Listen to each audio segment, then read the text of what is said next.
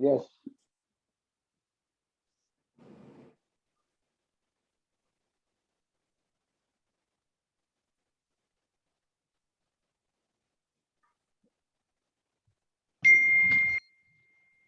Good morning, ladies and gentlemen.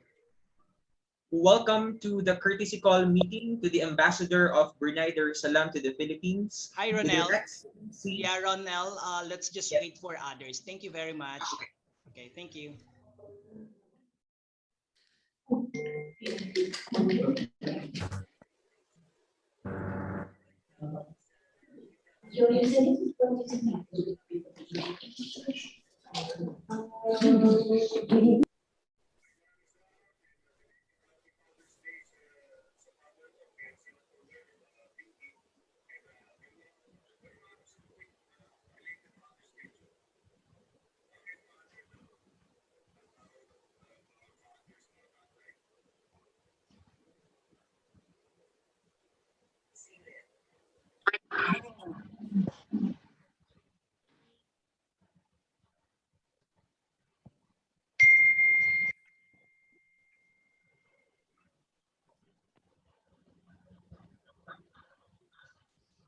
Are we on, Dato?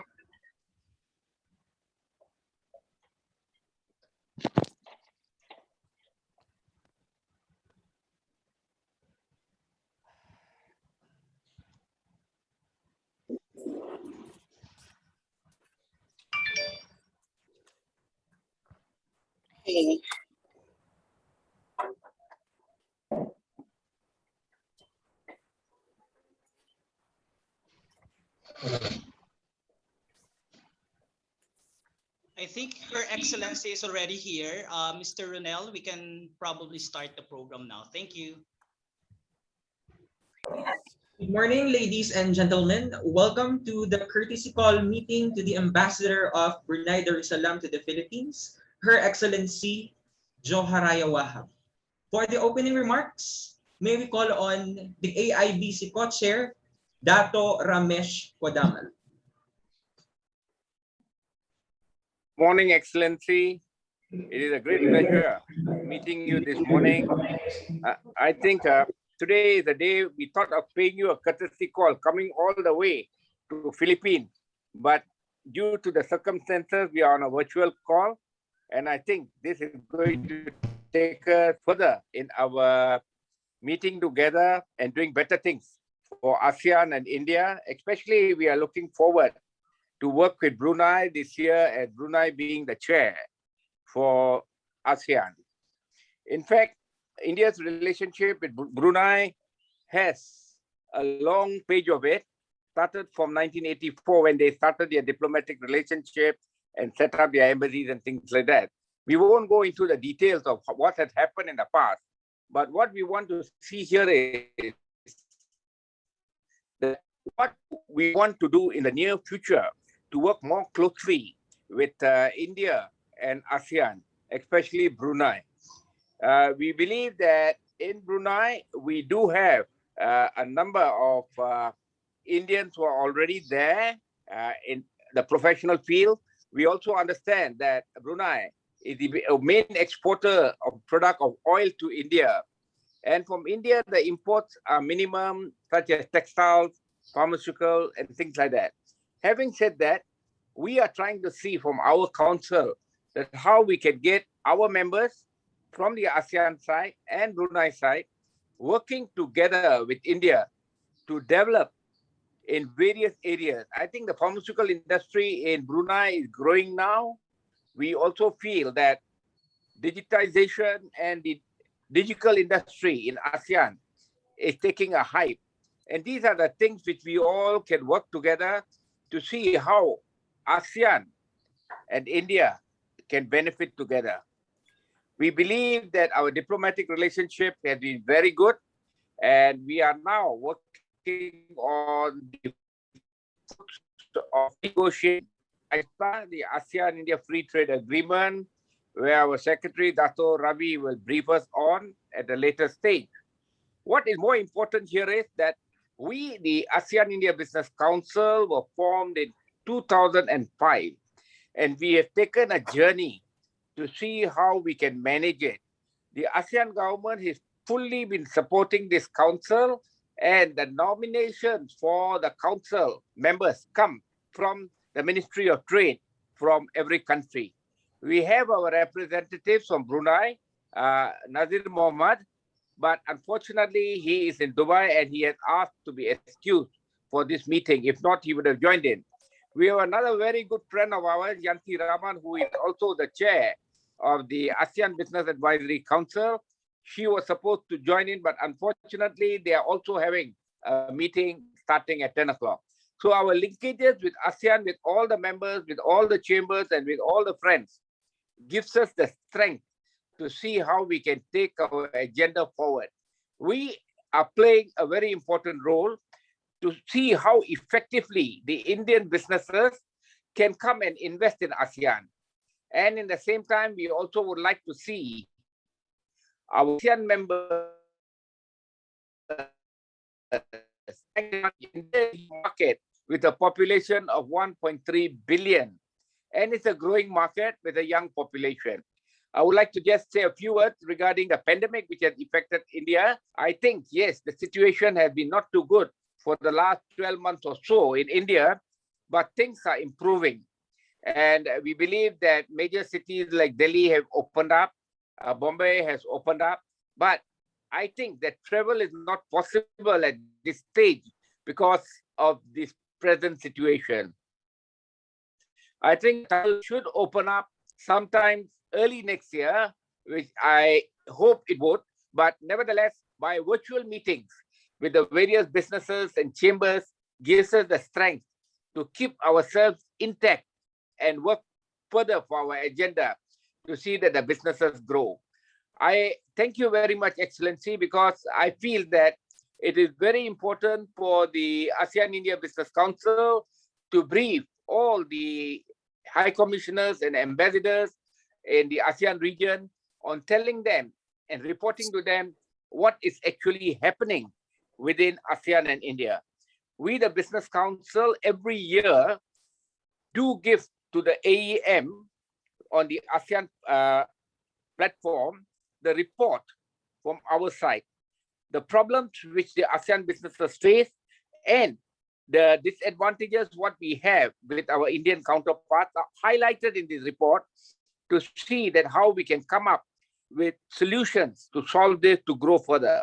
We understand the non-tariff barriers, non-tariff measures, which we are always facing on the ASEAN side with India, but anyhow, we are working towards it to see whether it can be resolved. It is a little unfortunate that India did not join the RCEP. We had hoped that from the ASEAN India Business Council side, India would have joined, but this is something which we hope the doors are still open for India to take a decision to join us. Nevertheless, we are still speaking to the Minister of Trade, Mr. Piyush Goyal in India, to see how we can convince India to take a part to come in. We hope something good would happen in this, and we'll have a larger trading bloc, including China, Korea, Japan, Australia, New Zealand, and the ASEAN country, which will accumulate to about 40% of the world population around. So with this, Excellency, I think I briefed you on my side on the ASEAN India Business Council. I once again, on behalf of the members of the council, thank you very much, Excellency, for giving us your valuable time. And we hope that we'll be always having support from the Brunei side, which we have always been having. Dato Lim, who is the Secretary General, is also in a link with us from the ASEAN Secretariat. And we think we'll work very closely and always keep Brunei in mind to work with India, and whatever advantages we can create for the ASEAN states from this council, we'll always be doing that. With that, thank you very much, Excellency. Thank you so much for those remarks, Dato Ramesh. And may we call on for the message of Her Excellency, the Ambassador of Brunei Darussalam to the Philippines, Joharaya Wahab. Thank you. Can you hear me? Yes. Okay.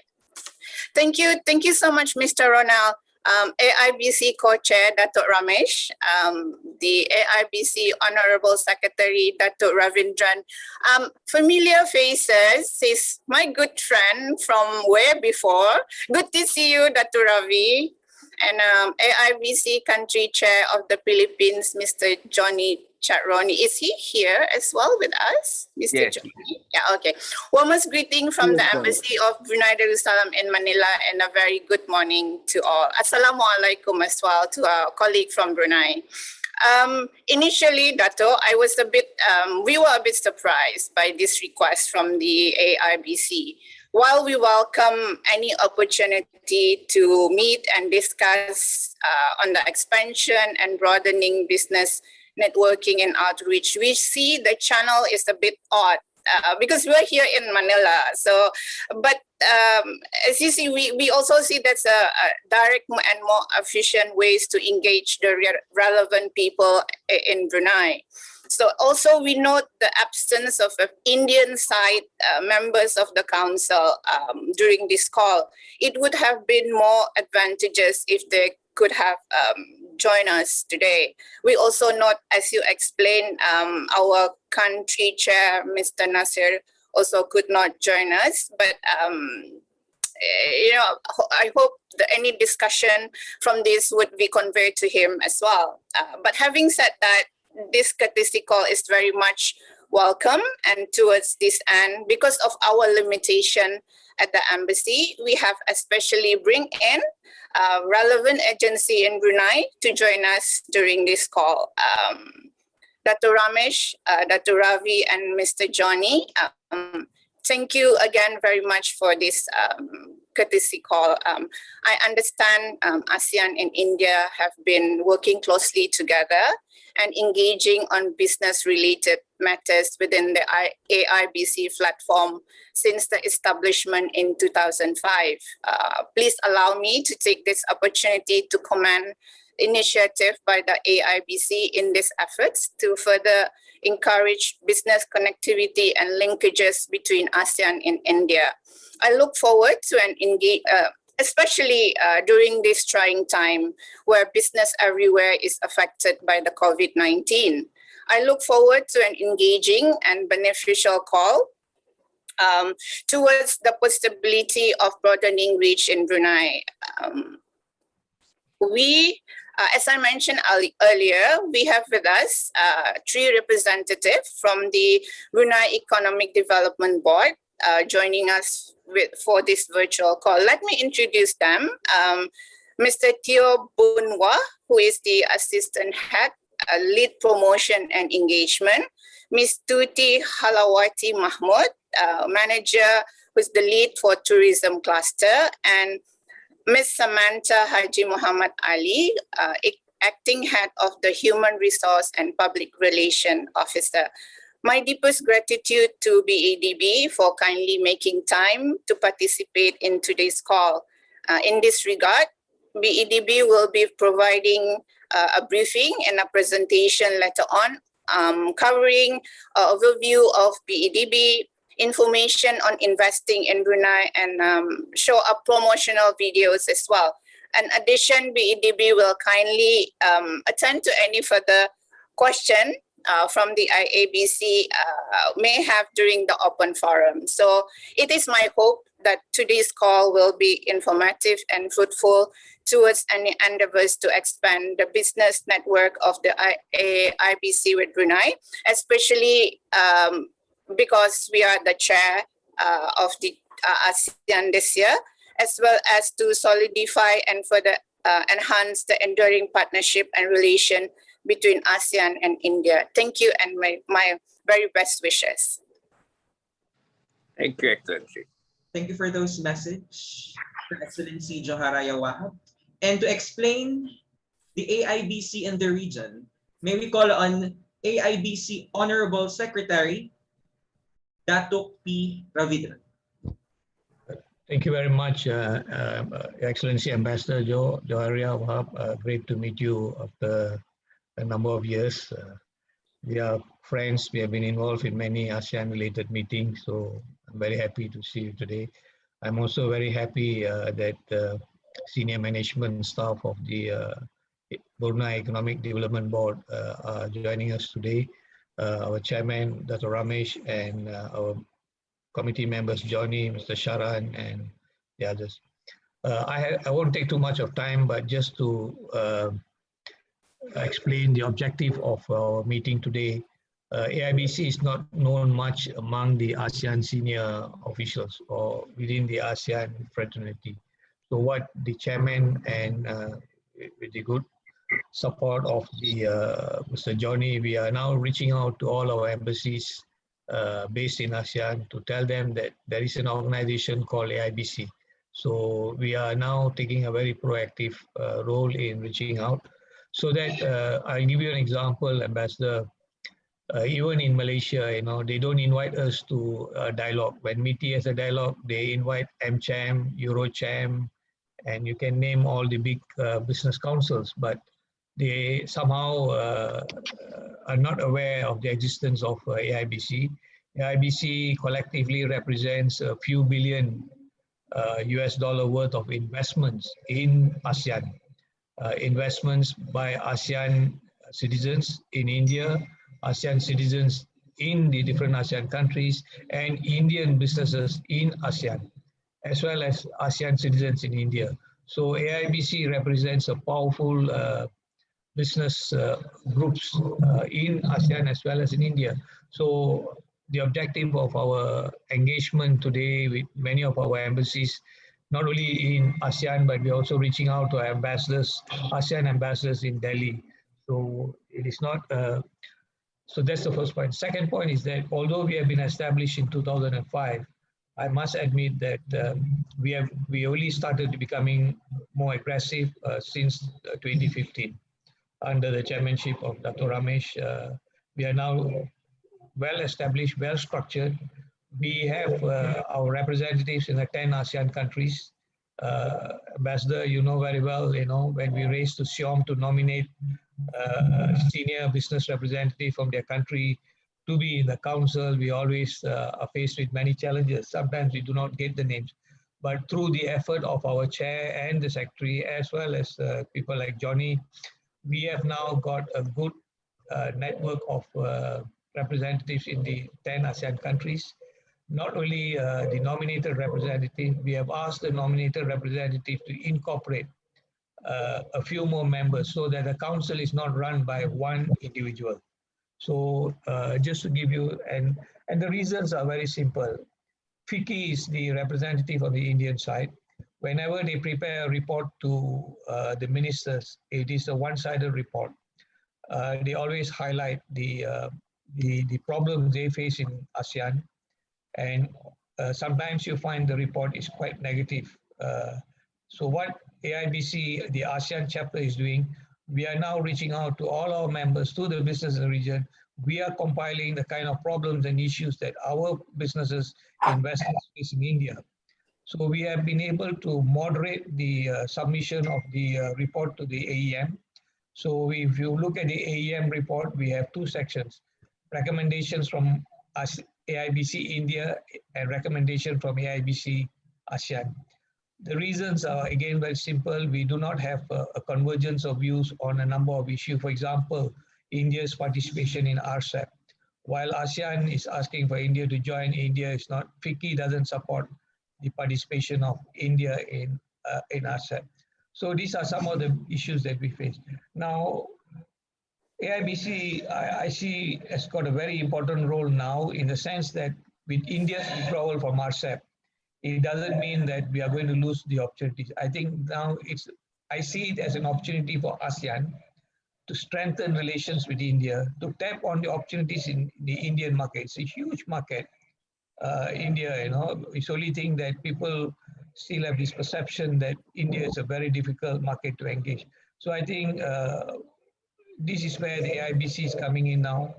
We are trying to reach out to the Indians to ask them to, you know, okay, if you want to tap the other RCEP market, why don't you set up your businesses, your operations, your manufacturing plants in any of the ASEAN country?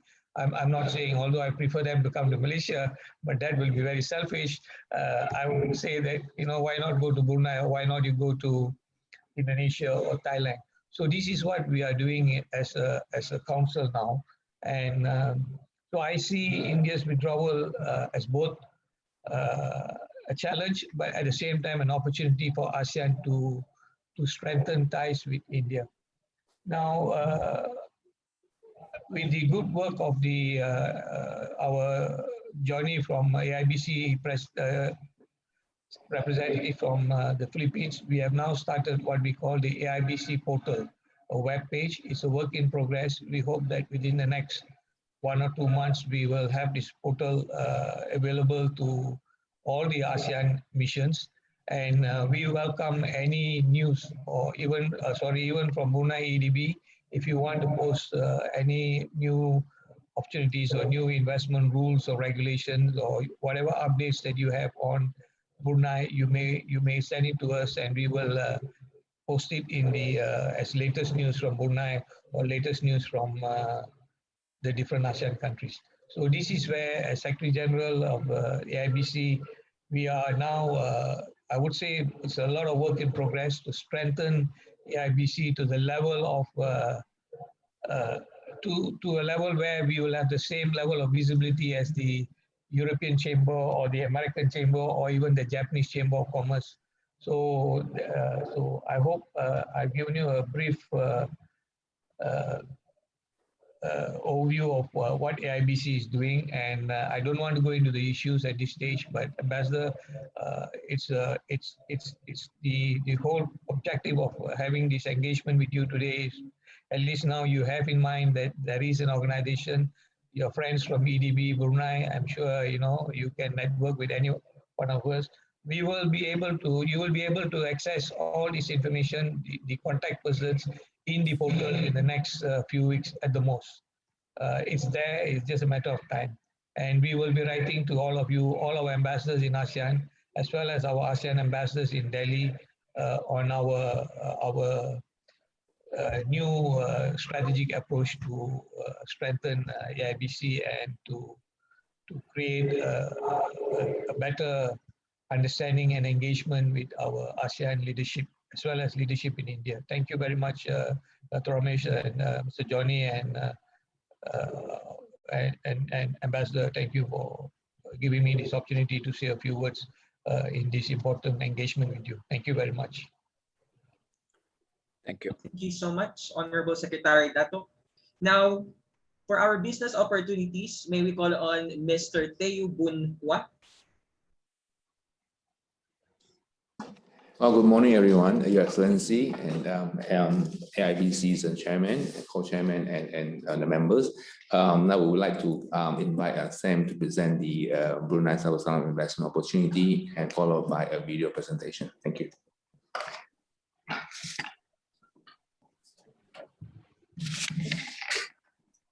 Morning, everyone. Can you hear me? Morning, Your Excellency, AIBC co-chair and the country chair, and as well as the Honorable Secretary. So thank you for giving us time to share with you who we are, what we do at the BDB, and also some of the investment opportunities in our country. So I think next slide.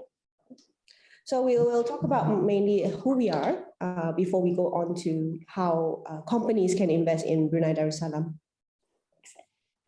So we were established in 2001. So we're about 20 years in, almost, and our roles have changed over the years. But for the last 2 years, we have been tasked to be very focused on trying to help grow and diversify Brunei Darussalam's economy by focusing on strategic initiatives that contribute to the economy. So we are the main agency to facilitate foreign direct investment into Brunei, and we are also tasked to help structure and plan public-private partnership projects, PPP for short. That's for the last 2 years or so. So we are located in the Ministry of Finance and Economy, as we are under that ministry. In terms of our organization chart, we are quite flat. We're a small team, but half of us is actually dedicated into foreign direct investment, to promote foreign direct investment into Brunei. So we have two main frontliners, which is the FDI Action and Support Center, FAST for short. So they deal with the promotion and engagement of FDI into Brunei. They also do research and development of what sectors or clusters we can look at to promote. And also, once the investor agrees to come to Brunei, they also are tasked with the facilitation and aftercare services. So basically, we hold their hand, all throughout until they're operational. And even then, we still, monitor them from time to time to see if there's any extra or additional needs that they have. Maybe they want to expand or they have new projects they want to introduce. So it's very much a two-way relationship all throughout their life in Brunei. The other frontliner that we have is Syarikat PQIP Sindra Bahad, PQIP for short. So they are looking into the PPP projects where we can collaborate with the private sector and also the government to see what projects we can do in the PPP methodology. And again, whatever projects that goes through, we will also hold their hand and make sure that the projects are implemented and running to the full capacity if possible.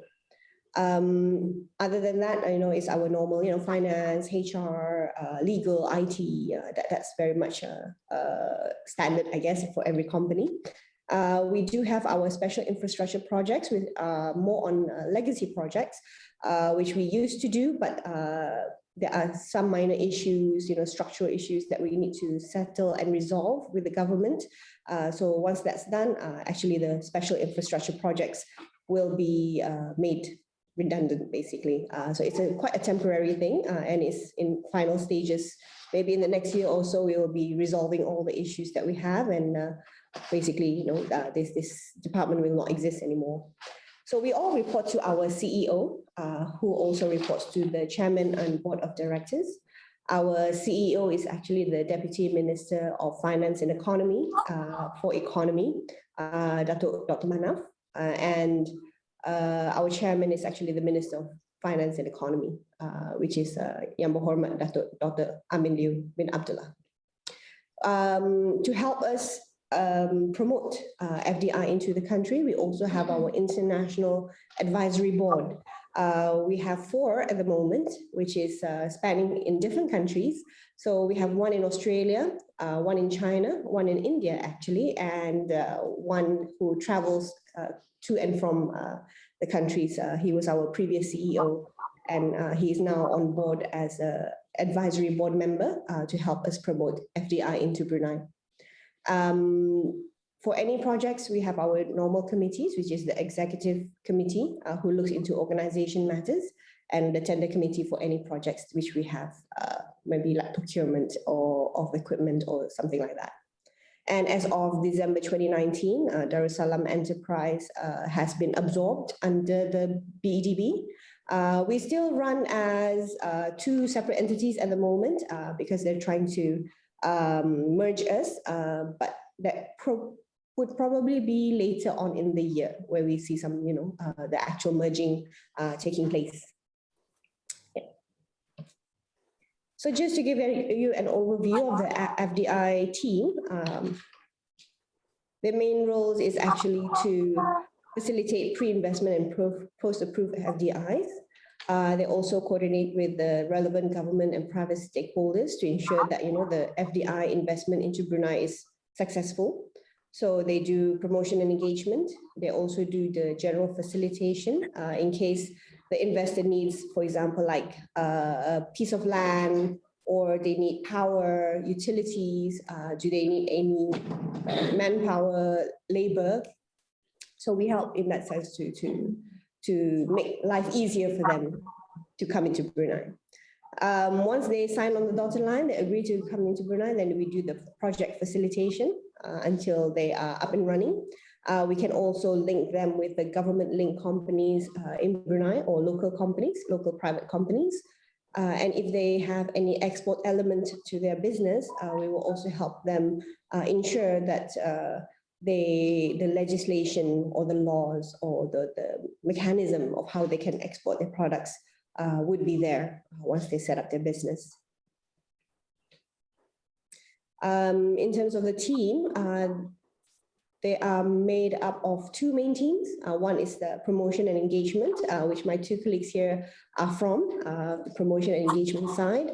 But the other side is also the facilitation and aftercare team. So we deal with 5 main clusters at the moment, although we welcome any other that is not in this list on a case-to-case basis. Yeah. I think what we are looking for is mainly how we can create a win-win investment. So it's beneficial to the investor as well as to our country. Most people ask this, they ask how do I invest in Brunei? So we tell them it's 3 simple steps. So submit your proposal, we will evaluate, and then we will bring it up to approval with our working and steering committees. And after that, is facilitation and aftercare. And I will elaborate a bit more on how to invest in Brunei in our video. I will explain the whole thing. For Syarikat P-Cube Sdn Bhd, P-Cube for short, they were established in May 2019. So their roles and responsibilities is to structure and plan PPP projects. Most of it at the moment is assigned by other ministries. So for example, like the Ministry of Development or the Ministry of Health, they have a project for us and they would like us to help them look into how we can move this project using PPP rather than fully under the government's funds. So we will actually talk with private sectors. If there's interest from the private sector, we will actually see whether it's suitable or not using PPP. And is there any interest from the private sector? And after that, we will carry out the tenders to do like requests for proposals or expression of interest and award the company and hand it back over to the government. But we will keep tabs on these projects to make sure they are up and running smoothly. So the two main stages that we have under the PPP process is, like I mentioned earlier, is to identify the projects, to appraise and evaluate the projects, whether they can be used under the PPP method. And we also help with the tenders and contracts. And once the contract is awarded, we will actually manage and develop these projects and maintain the operational element to it. So I think without further ado, I think we will run our video. I think if you can press on the link. Yeah, it will be about 4 minutes. And no, before that.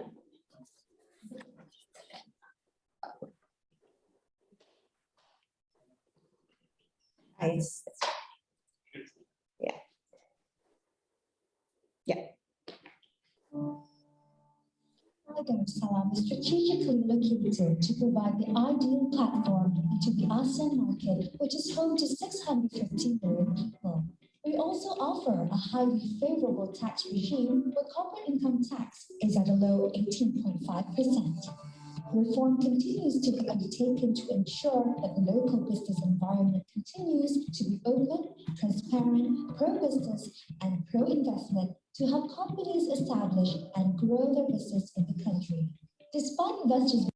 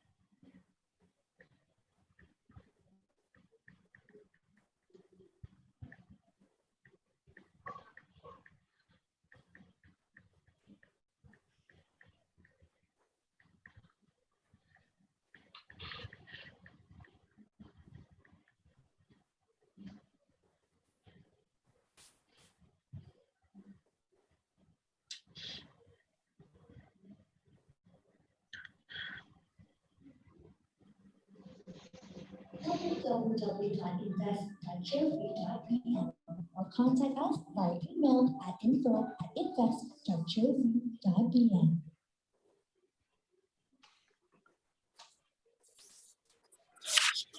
Okay, if you can go back to the QR code. Next slide. Okay. Yeah, so this is our actually QR code. If you want to, download, I think you call it. You want to download. It's valid for about 2 weeks. So, please feel free to browse and, I think we'll go on to our forum and dialogue.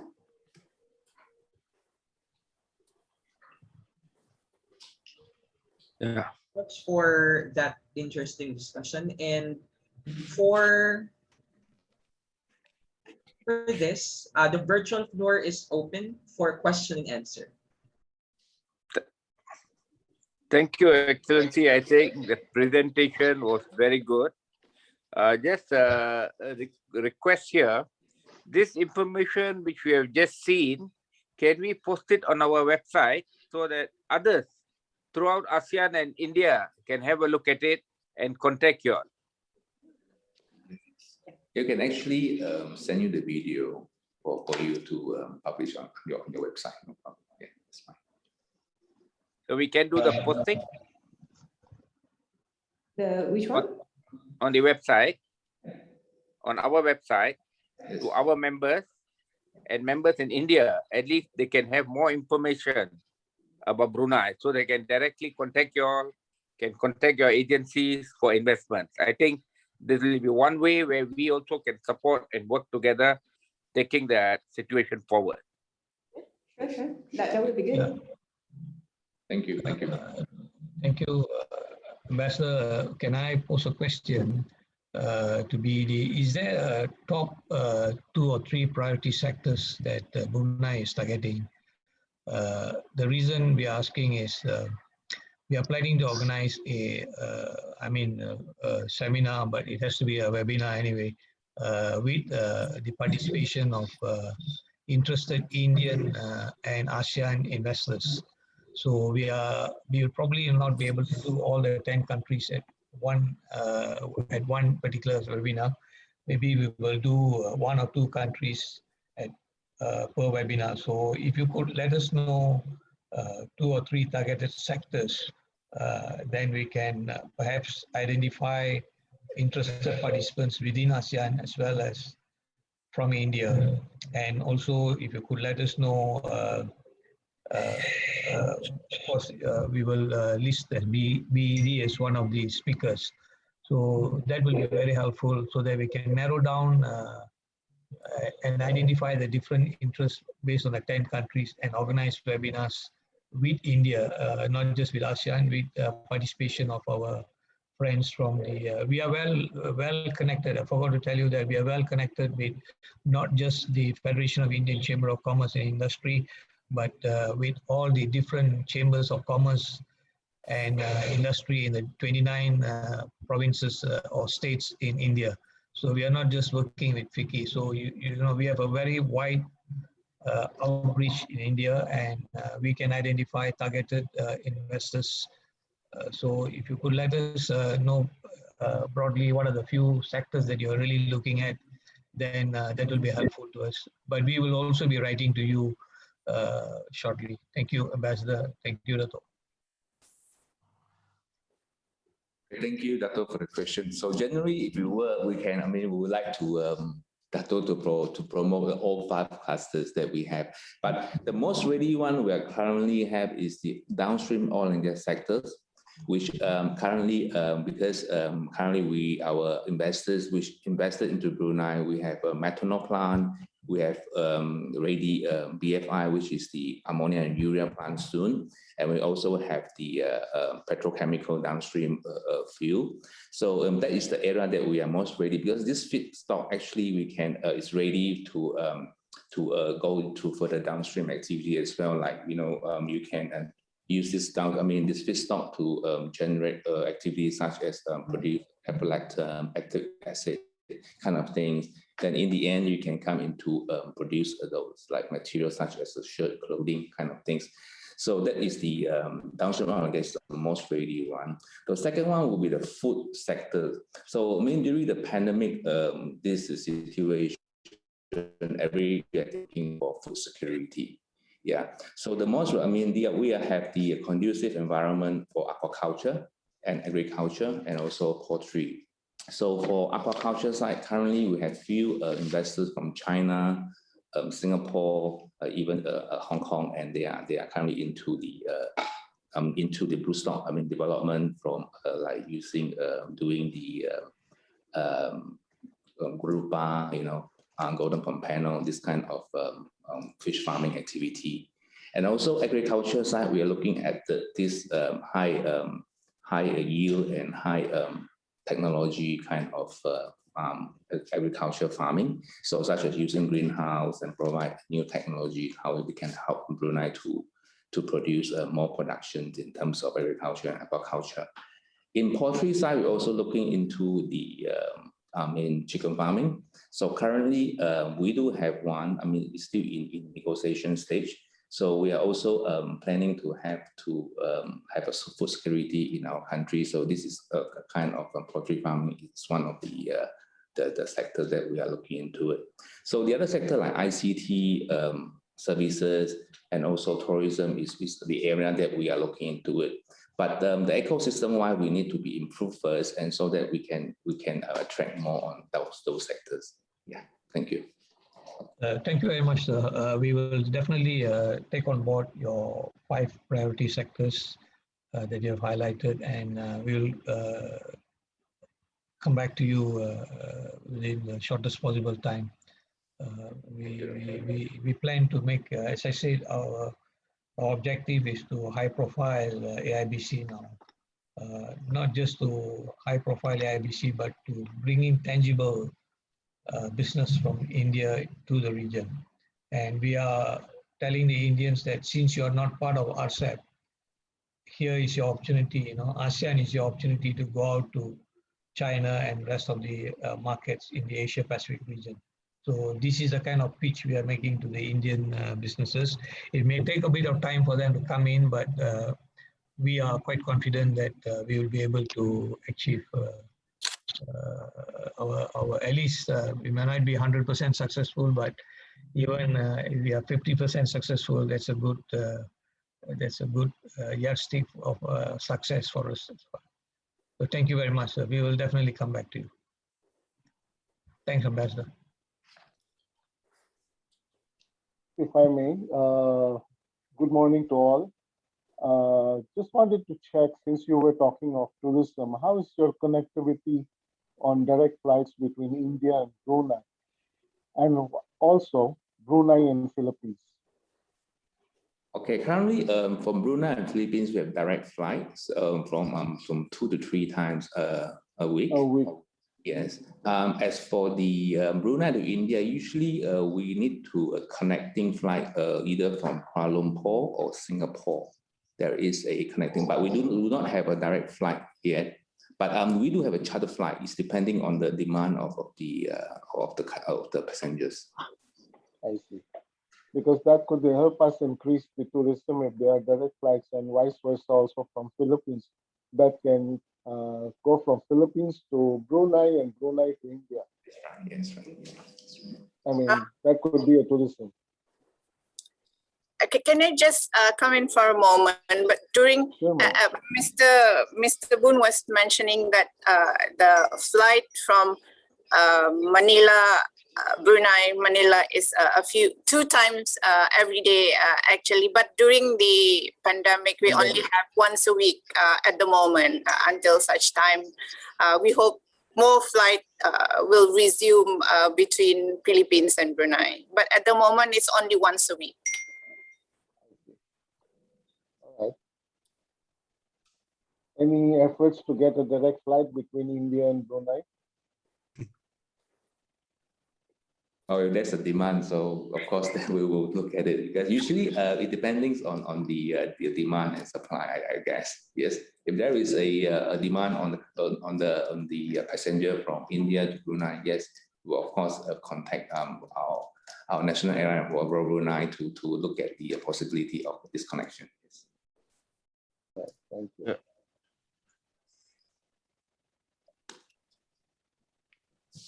Anyone?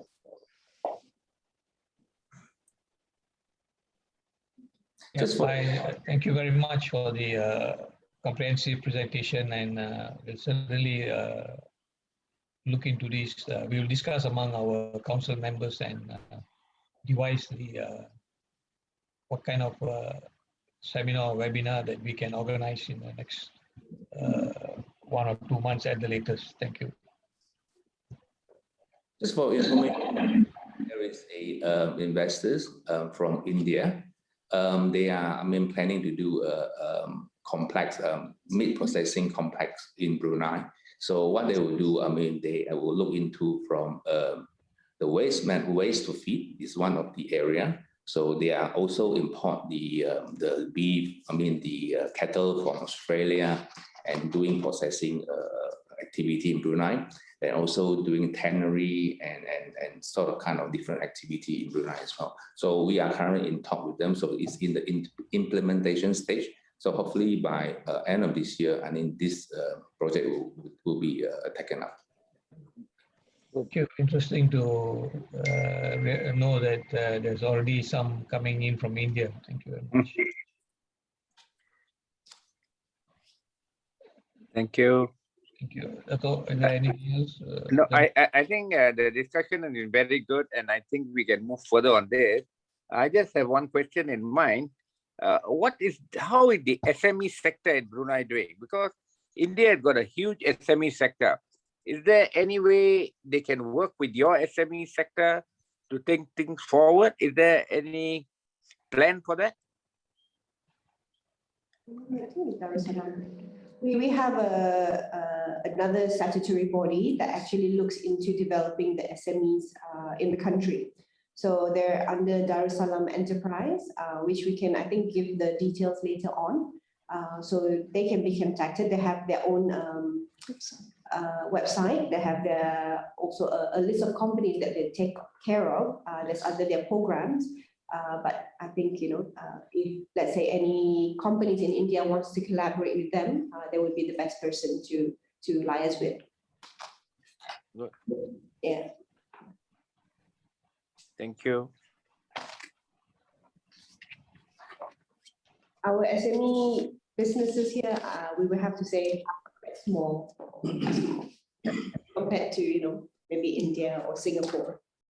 Yeah, we understand that. Yeah. So this is something we want to change as well.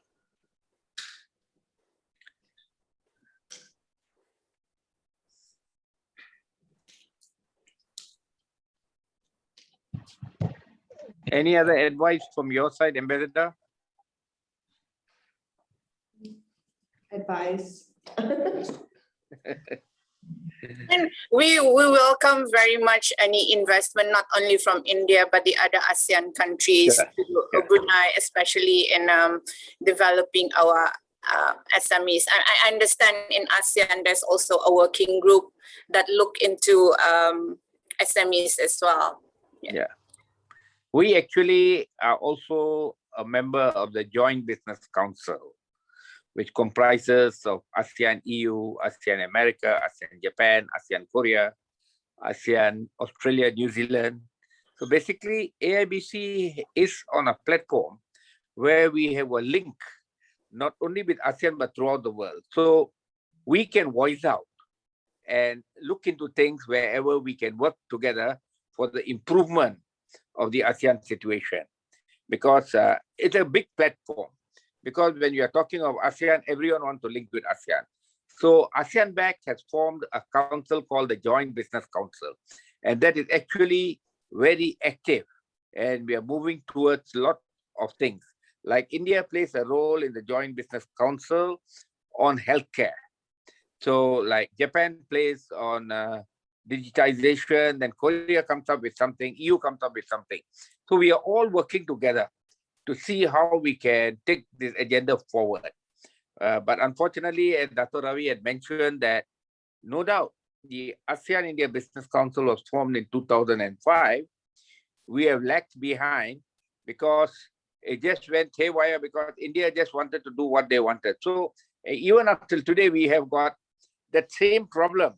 Just last week, we also have a same problem where they feel that they want to do things, but we explain to them that ASEAN India Business Council is a council formed in ASEAN to work together with India. So you please don't tell that you want to do everything. We are here to do things, because they don't look at it as a council. They just appoint FICCI as the secretariat, and FICCI does the secretarial work. But when FICCI talks of business, they only talk of FICCI. They don't talk of AIBC. For us, it's a platform where ASEAN and India want to work together for trade and improvement. So I think we have plowed that into their mind.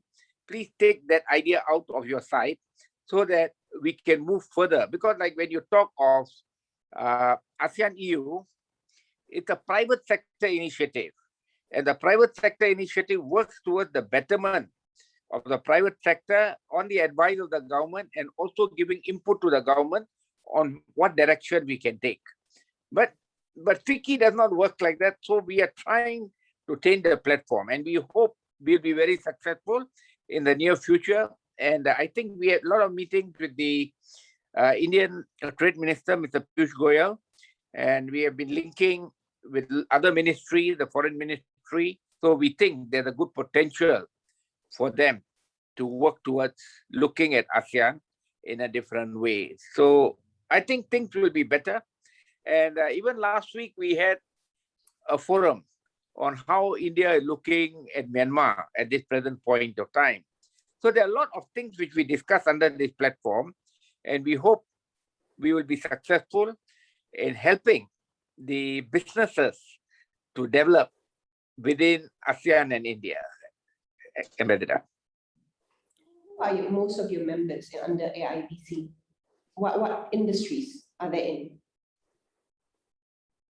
I didn't get your question, please. Your members, you said the businesses under AIBC. Yeah. What are they made up of? I mean, what industries are they in mainly? Okay, good question. You see, AIBC, first of all, it's a business council. The appointment of the members on the council are actually appointed by the various governments. So from the ASEAN side, we have got a group of 30 members. And these 30 members, in some countries, they have more. Like in India, from their side, they contribute with 25 members. And our members within ASEAN are linked with all the various chambers. And we also have associate members who want to support the council and work together with the council for betterment. We just received a letter from Singapore where we have got appointment of 2 new members from the Singapore government. One is the chairman of Blackstone, the investment arm in Singapore. So they have appointed him in the council. And the other member is a partner of Pricewaterhouse. So we have got good members in the council who can give input. And we start spreading out our wings to work with our associate members. So any company in Brunei who wants to be an associate member with AIBC, they can work together because we'll be passing them all the information what we receive. We will also link them in their businesses to whomever they want. But as an NGO, we are actually not funded by any government. We work under the business sector to move forward and fund ourselves working together. So now we have been talking to the ASEAN government to see that how they also can support this platform, because a very important platform linking India and ASEAN with a population of 2 billion people or more is something which we have to look into it very seriously. And it is the future. Might be not now, might be 5 years, might be 10 years from now. You're looking at the numbers and the trade which can increase and improve. I think it's a great thing for us. So we are very focused on what we are moving and the direction which we are taking. Today we just got another news in the papers that Malaysia is the largest exporter of palm oil to India. So there are good things happening in ASEAN country with India.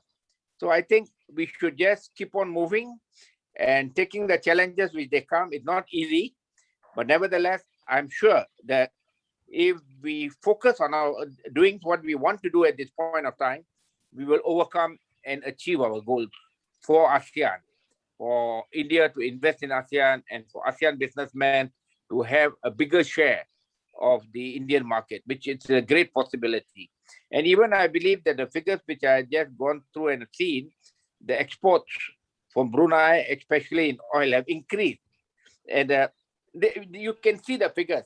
You look at it 25 years ago, 20 years ago, then you look at it 10 years ago, and the figures are increasing in whichever form. So that's a good sign, you know.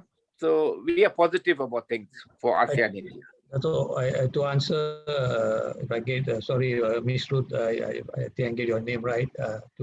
We had what we call the ASEAN India Business Award, and we have given these awards to 40 over companies from ASEAN in India. And if you look at the businesses they represent, it's very diversified from manufacturing. They are in water waste, water treatment, waste treatment, solar. They are in like Biocon in Malaysia, which is in the pharmaceutical, healthcare, you know, and of course information technology is one of them, construction. So the range of business that these members represent is quite diversified. And one of the reasons why we have decided to have this business award is to get more and more companies from both ASEAN and India to interact. You know, there is a recognition to them. Oh yeah, and these 40 companies are people with businesses with either they have investments in ASEAN or ASEAN has investment in India. We are not taking anyone, not picking up anyone just from the region, but they must have solid business in India, or Indian companies must have huge investments in ASEAN. So this is how we are expanding our network, our engagement with. I mean, it's a slow process, but I think we, in our day, we will achieve our goal. Thank you. Can I, Ravi? You know the process, right, in ASEAN. Do you also meet with the AEM now? Yeah. We started in 2015. We have been having annual engagement with the AEM. Over and above Dato' Ramesh as the co-chair, he meets with our senior minister, Dato' Sri Asmin Ali. In fact, we met him early a month ago to brief him on our activities. So we keep both our Secretary General, Dato' Lokman, and the minister updated on what we do. And we also send regular reports to him on our activities. And also, of course, we are in touch with our good friend, Dato' Lim Jokhoi. in the secretary. Secretary. But I know that the ASEAN US Business Council, but they're big companies. They usually go around the ASEAN member states yearly. But do you also do that? Meeting with the government agencies in each ASEAN member states? We have not gone within ASEAN that much, but we did with India. We have been to the Northeast. We have been to the state of Karnataka. We had, in fact, to the state of Karnataka, we had about more than 70 ASEAN businesses. Perhaps I'm not sure whether there was someone from Brunei, but we had representation from the Philippines, Indonesia, Thailand, and Singapore, of course, Malaysia. So unfortunately, we started this in 2019, but Understand.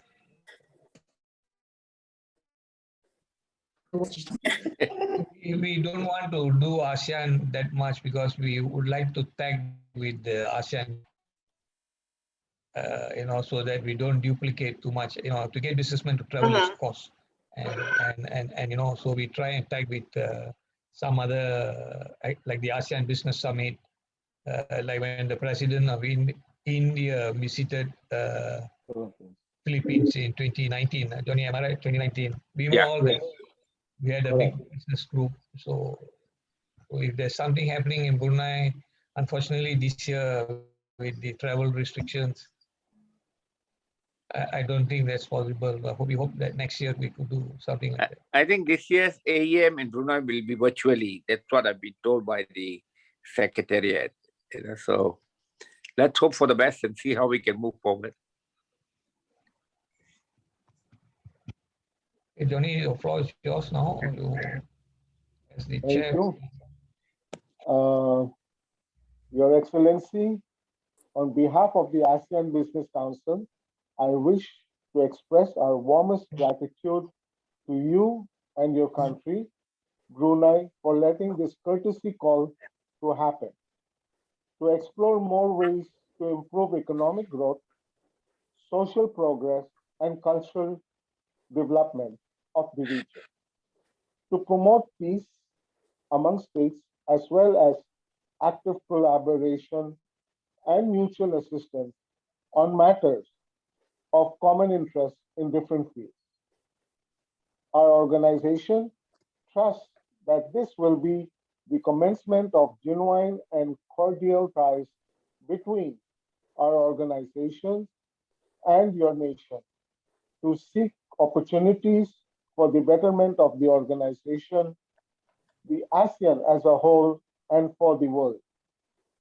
A pleasant day to you, to diplomatic officers, as well as the men and women of Brunei Embassy in Manila and Brunei, as we wish you all the best in your present and future endeavors.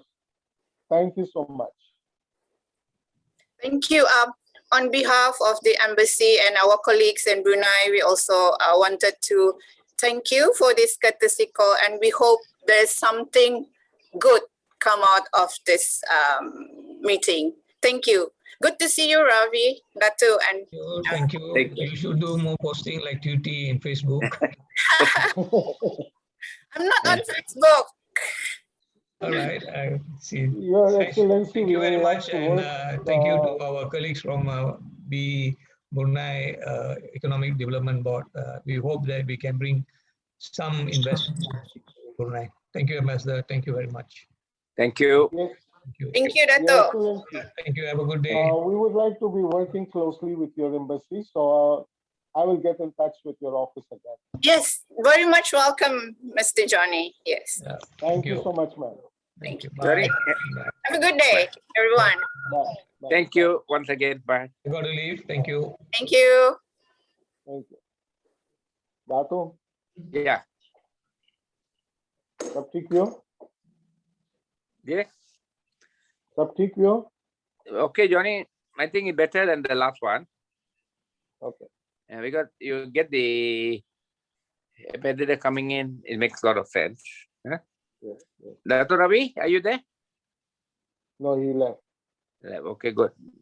All right. Okay. So Johnny, All right. this has been Yeah. this has been recorded, right? Of course. Even the last one is recorded. I can forward them. So to you edit and just put it in this website.